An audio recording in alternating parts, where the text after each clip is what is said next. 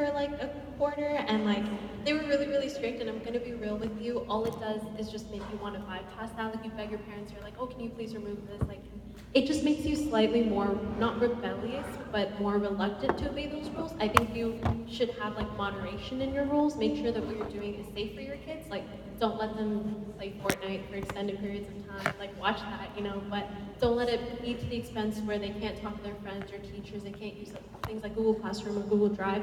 Those were things I wasn't allowed to use, and it did sometimes affect like my academics. I'm not saying anyone here is that strict, but just be a little cautious when you restrict your child's usage if you are thinking of using restrictions.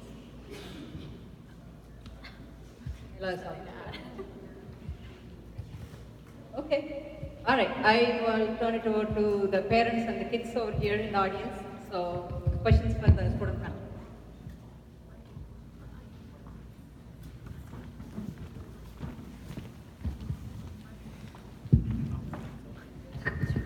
Just want to know what kind of peer pressure you had, how did you manage that? Could you repeat that kind of peer pressure you The had? kind of peer pressure you had?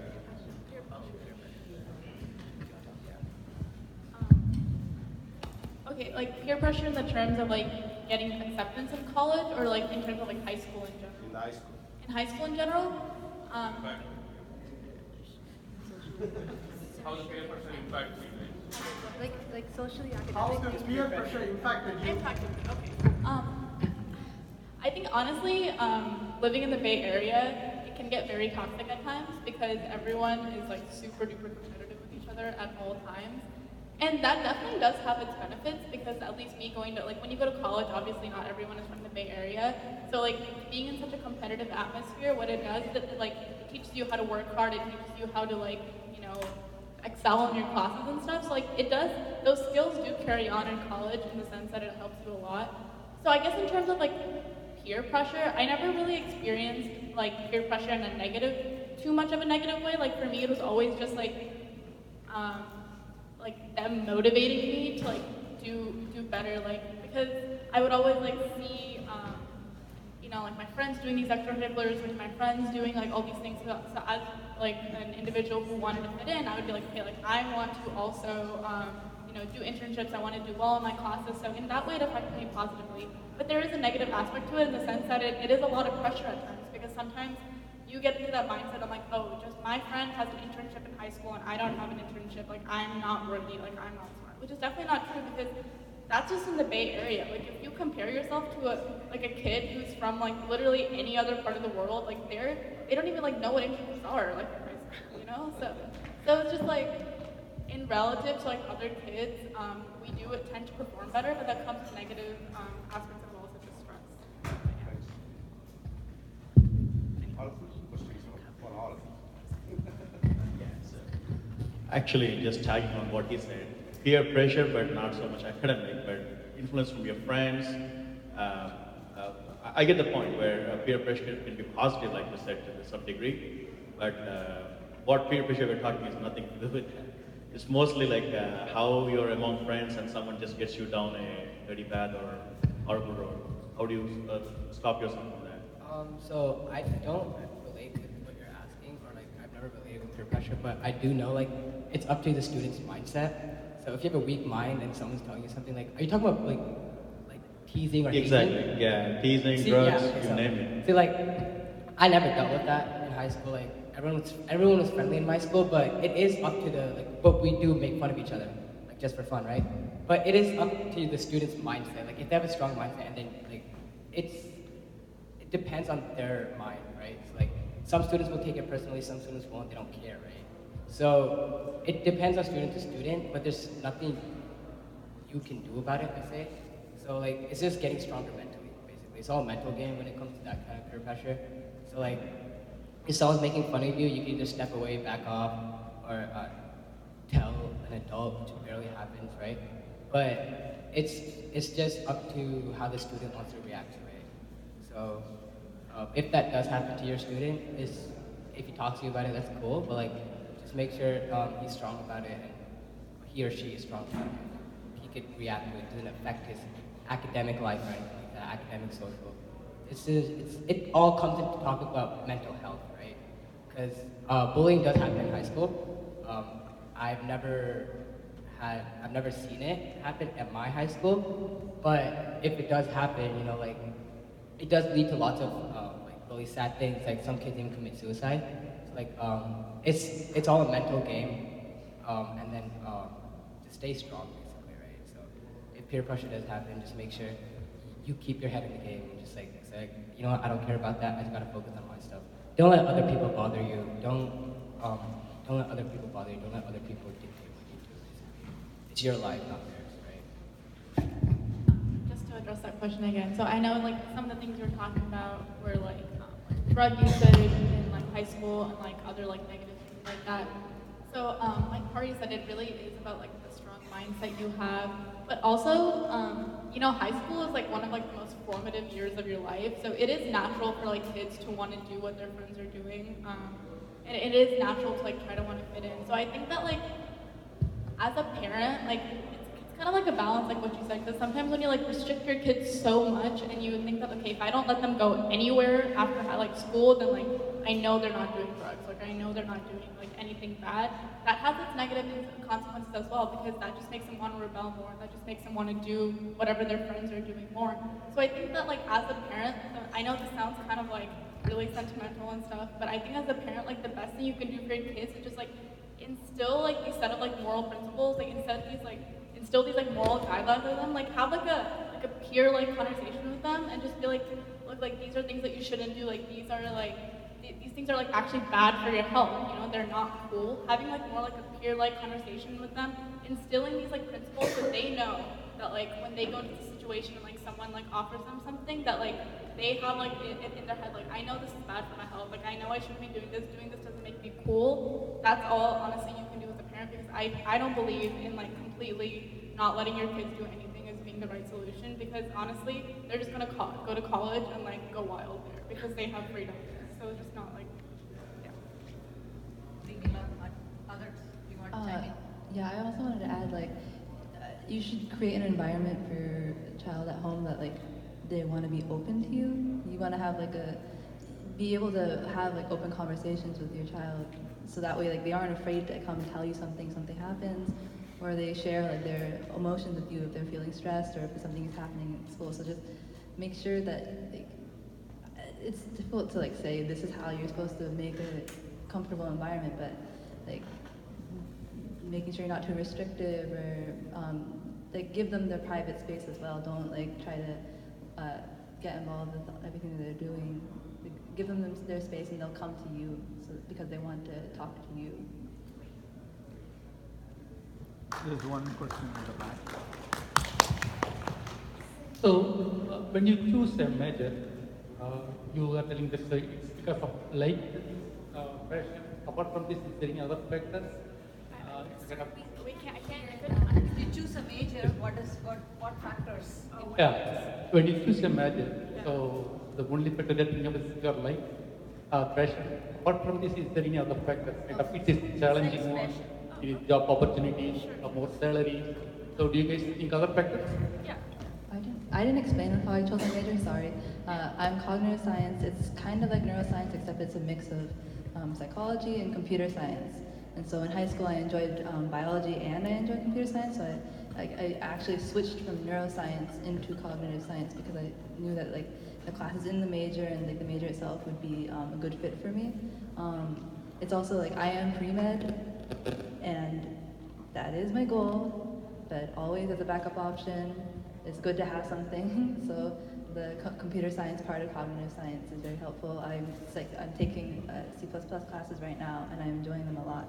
And so like on top of like taking, for pre-med, there are requirements. You have to take like a set amount of years of biology, chemistry, physics, like science and other things.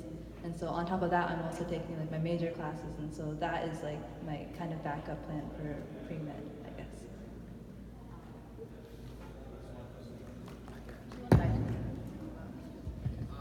I'm kind of on the same path as her, right? So like I'm also want to do pre-med. So like I could have just done regular bio, just like plain old bio, but like I chose molecular bio because as a high schooler, I really fell in love with genetics when I was when I took my AP Bio course. So that was a big factor into choosing my major. So like, if colleges had the option for molecular bio or cell bio, I applied for that instead of just regular bio. It is high school is also a big impact onto what I chose for my major and stuff like that. I also want to say, like, you can, in your first year of college, it's relatively, like, not, it's relatively easy to, straightforward to change your major, so, like, always be open to changing your major, like, don't just feel like, I got into this school with this major, I have to stay in this major. Like, if you should do something you're passionate about, but also, like, make sure you keep your eyes open and don't just choose a major that will not give you any job opportunities in the future. Like, and your kid will do that. Like, even people who go into college, like, thinking that they want to do something for passion will sometimes realize that it's better to, like, do something else that's like a mix of their passion and something that's good for job opportunities in the future. Actually, I could add on that because I was exactly that person.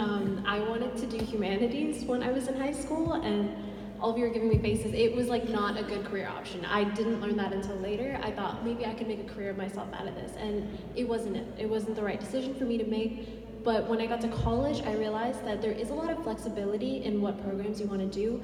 I didn't want to do just computer science. I didn't want to do just graphic design. So I'm currently working on an interdisciplinary major. This double major doesn't exist yet on campus. I'm actually working to make it happen. So just know that maybe this might not apply for every school, but for the school I'm going to, Cal Poly, you can work with the dean to make a program that's best suited for you. You're not paying $20K in tuition to not study what you want to study. So keep your options open and understand that you can switch, you can maneuver as long as you keep your GPA up. I had to work really hard to keep my GPA above. My mental limit was 3.7. I had to keep it above a 3.7, could not drop beneath that any quarters.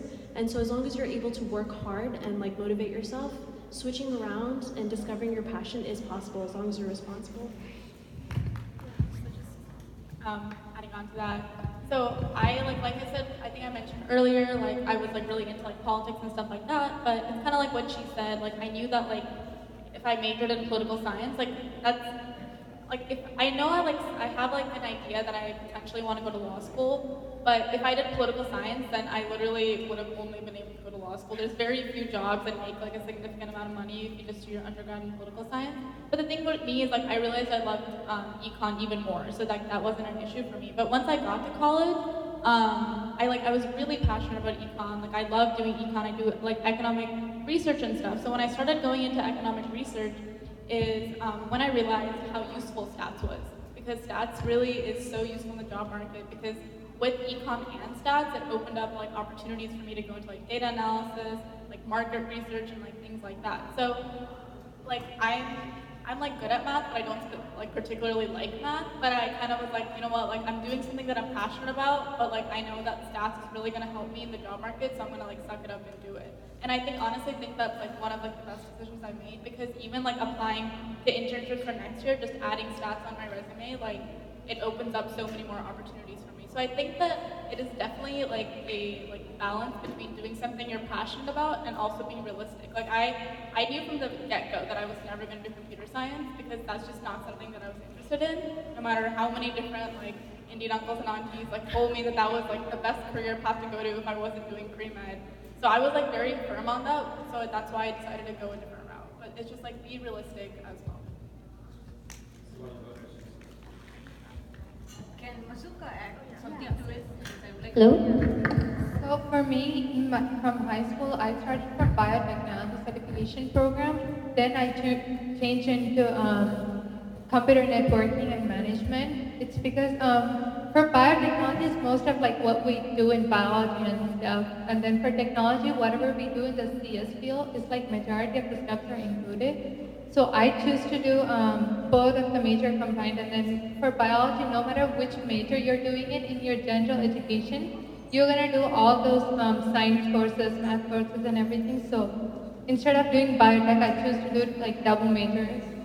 So like we can, for job market, it will be like more useful if one can balance out, we can balance out in the other one. I would like to add one thing. So people choose always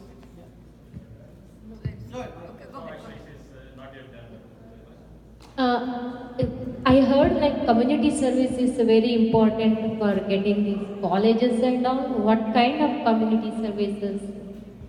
Will you please explain? Thank you.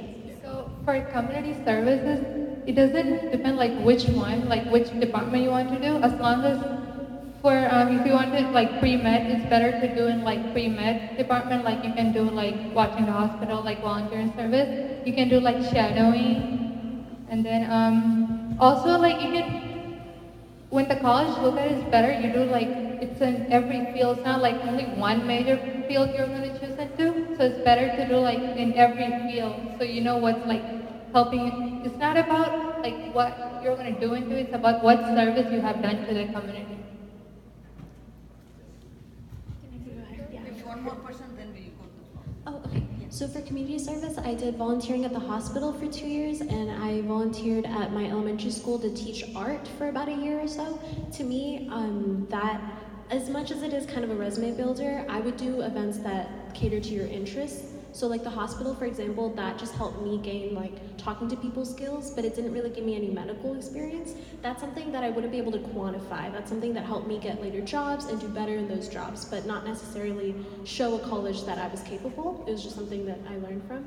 And then for volunteering for art, that was just something that helped me build connections, and I would recommend that if you're like interested in art, that helped me kind of explore my passion a little bit.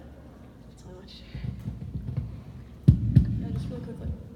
So, community service work that I did, I was president of this like nonprofit called Shooting Stars Foundation. So like most of my community service hours were like done through that. But one thing that I want to emphasize is I don't think community service itself is that important of. Learn by yourself and then take the test yourself. I'm pretty sure you're past. I'm pretty sure you do better than people who take the course themselves. So yeah.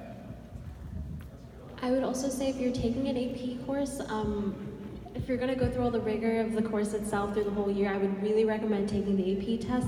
I took around 8 or 9 APs, and for one of them, I didn't take the AP test. It was stats, and I needed stats for college. So I got out of I was a third of my major done by the time I got into college, just because of the way my GEs worked. But because of stats, I had to spend another extra quarter doing extra math. So weight your APs and make sure you take that test if you take that course. Also, like, kind of do your research about which, and this kind of goes on to what everyone's saying, but just like do your research about like which APs colleges like even take for like credit, because like do APs that you're passionate about, but like there are some APs that are like useful to take. Like I think AP Calculus and AP Literature are like the 2 most important APs you can take, because pretty much every college you go to, that usually gets you out of like a math requirement and like an English requirement. So like, cause like me taking Calc, it got me out of like significant amount of math in college that I didn't have to take. I didn't end up taking AP Literature, which is, so I had to take like a writing class, but all my friends who took AP Literature were able to like, most of the time you're able to like skip that class. So like, I think those are the 2 APs I would really recommend taking. Any other AP, I would say like proceed with caution, because a lot of schools, like especially like if you take like AP Chem or AP Bio and you go in as a pre-med, like you have to take all those classes anyway, so they don't actually like count for like college credit. So just like do your research before taking them. We are going to take